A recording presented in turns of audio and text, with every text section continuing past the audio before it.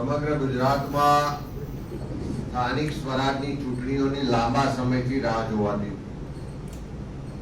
34 જિલ્લા પંચાયતો, 84 જેટલી નગરપાલિકાઓ, 15 મહાનગરપાલિકાઓ ને 260 તાલુકા પંચાયતોમાં લાંબા સમયથી વહીવટદારોનું શાસન ચાલે છે. ત્યારે સ્થાનિક સ્વરાજની ચૂંટણીઓની આજે જાહેરાત થઈ છે, અમે આવકારીએ છીએ. એસઆઈની પ્રક્રિયા પછી જે મોટા પ્રમાણમાં મતદાર યાદીઓમાં ગોટાળા હતા, વોટ ચોરી થતી હતી, બોગસ ને ભૂતિયા મતદારોના આધારે જે પાછલા વર્ષોમાં ભારતીય જનતા પાર્ટી ચૂંટણીઓ જીતતી હતી, એ એસઆઈની પ્રક્રિયા પછી ગુજરાતમાં 74 લાખ જેટલા મતદારોના નામ કમી થયા છે. હવે જ્યારે સ્થાનિક સ્વરાજની ચૂંટણીઓની તારીખો જાહેર થઈ ગઈ ને 26મી એપ્રિલના રોજ સમગ્ર ગુજરાતમાં નગરપાલિકા, તાલુકા પંચાયત, જિલ્લા પંચાયત, મહાનગરપાલિકાઓ માટે એક સાથે મતદાન થવાનું છે.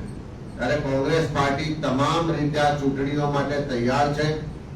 છેલ્લા લાંબા સમયથી જનાક્રોશ યાત્રાના માધ્યમથી તમામ કોંગ્રેસનું નેતૃત્વ, તમામ કોંગ્રેસના કાર્યકરો આખા ગુજરાતમાં મેં ભ્રમણ કર્યું છે.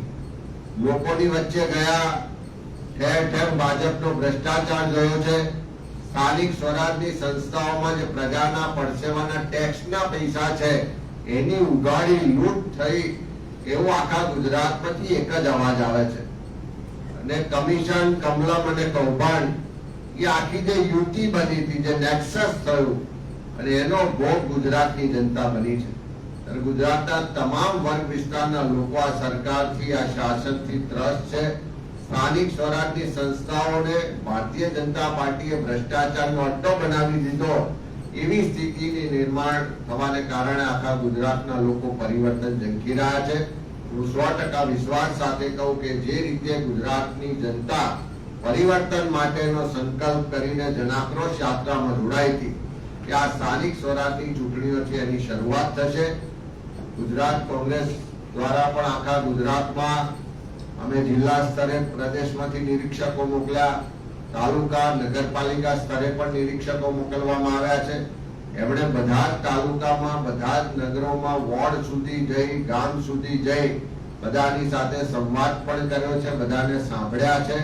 અમારા કાર્યકરોની પણ રજૂઆતોને ધ્યાનમાં રાખી તાલુકા ચૂંટણી સમિતિ, શહેર ચૂંટણી સમિતિ, જિલ્લા ચૂંટણી સમિતિમાં પણ ઉમેદવારો માટે વિસ્તૃત ચર્ચાઓ કરવામાં આવી છે.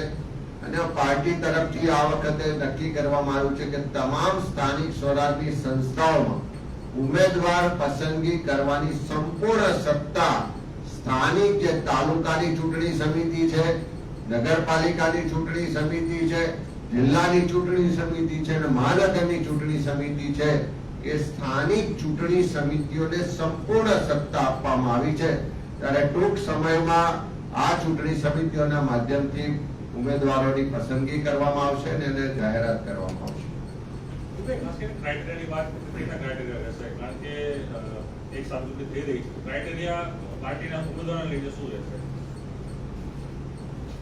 કોંગ્રેસની વિચારધારાને ભરેલા, લોકોની વચ્ચે કામ કરતા, પ્રજાના પ્રશ્નો ઉઠાવતા, પ્રમાણિક, નિષ્ઠાવાન અને યુવાન જે અમારા કાર્યકરો છે, જાહેર જીવનમાં કામ કરનારા લોકો છે, સમાજના જે પ્રબુદ્ધ નાગરિકો છે, એ પૈકીના લોકોને અમે ઉમેદવારી કરવા માટે અગ્રતા આપવાના છે. પહેલા જ અમે જાહેરાત કરી છે કે 50% બેઠકો પર અમે યુવાનોને તક આપવાના છે. મહિલાઓની પણ 50% અનામત બેઠકો છે, ત્યાં પણ વધારેમાં વધારે યુવાન મહિલાઓને તક આપીશું. અને આખા ગુજરાતમાંથી જે શિક્ષિત છે, પ્રમાણિક છે, જે લડી રહ્યા છે, જે સરકાર સામે લોકોના અન્યાય, અત્યાચાર માટે અવાજ ઉઠાવી રહ્યા છે, એવા લોકોને પ્રાધાન્ય આપવામાં આવશે. સમાજના અલગ અલગ વર્ગના પ્રબુદ્ધ નાગરિકો પણ છેલ્લા થોડા દિવસોમાં કોંગ્રેસ પાર્ટી સાથે જોડાઈ રહ્યા છે. નવા જે એક્ટિવિસ્ટ લોકો છે, જે સમાજ સેવાના કામ સાથે જોડાયેલા છે, એવા લોકો પણ પાર્ટીમાં જોડાયા છે. એમણે પણ ઉમેદવારી માટે દાવેદારી કરી છે. ત્યારે વધારેમાં વધારે યુવાનોને આ ચૂંટણીમાં કોંગ્રેસ પાર્ટી તક આપશે. કોંગ્રેસના જે ઉમેદવારો છે એમને એ રીતે તોડવામાં આવતા હોય છે કે એ ચૂંટણી ના લડે. એના માટે આ વખતે એવું ના થાય એના માટે કોઈ વિશેષ વ્યવસ્થા કરાશે કે તમામ બેઠકો પર કોંગ્રેસના કેન્ડિડેટ લડી શકે?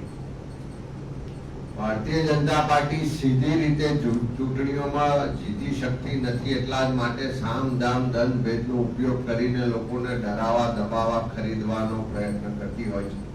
આ વખતે આખા ગુજરાતમાં અમે એક્સરસાઇઝ વહેલા શરૂ કરી છે. સ્થાનિક સ્તરે ચૂંટણી સમિતિઓને સત્તા આપી છે. હું માનું છું કે 100% સ્થાનિક સ્તરે બધી જ ચકાસણી કરીને ઉમેદવારોની પસંદગી થશે અને ભારતીય જનતા પાર્ટીની એક પણ મેલી મુરાદ આ વખતે બહાર આવવા નહીં દઈએ. બીજો પ્રશ્ન એ થાય કે નગરપાલિકા હોય કે પંચાયત હોય, હંમેશા માટે અલગ અલગ ચૂંટણીઓ થતી હતી, પરંતુ આ વખતે એક જ સાથે જ કરીએ એનો અર્થ શું માની શકાય કે કોઈ પાર્ટીને કામ ન કરવા દેવું અથવા એક જ સમય ચૂંટણી કરી દેવી? સરકાર બધી જ રીતે ગભરાયેલી છે. એક બાજુ એમનું ભ્રષ્ટાચારનું પોલ દિવસે દિવસે ખુલી રહી છે, એક બાજુ પ્રજા મંદી, મોંઘવારી, ભ્રષ્ટાચાર બધી જ રીતે હેરાન પરેશાન છે. ચારે બાજુ યુવાનો હોય, ખેડૂતો હોય, મહિલાઓ હોય, સમાજના બધા જ વર્ગ વિસ્તારના લોકો આજે સરકાર સામે આક્રોશથી પોતાના પ્રશ્નો રજૂ કરી રહી છે. એ સંજોગોમાં બધી જ બેઠકોની ચૂંટણીઓ એક સાથે થઈ રહી છે. એનાથી ફાયદો પણ થશે, એનાથી લોકો એક સાથે પોતાનો મેન્ડેટ જે છે, જનાદેશ છે, એ આપી શકશે. ભારતીય જનતા પાર્ટી કાયમ એવો પ્રયત્ન કરતી હોય છે કે મહાનગરપાલિકાઓની ચૂંટણીઓ પહેલી જાહેર કરવી, એના પરિણામો પહેલા જાહેર કરીને બાકીની ચૂંટણીઓ પર અસર પાડવી. પણ આ વખતે બધી જ ચૂંટણીઓ એક સાથે થવાથી લોકો પણ પોતાનો જનાદેશ સ્પષ્ટપણે જે આપવા માંગે છે આપી શકે.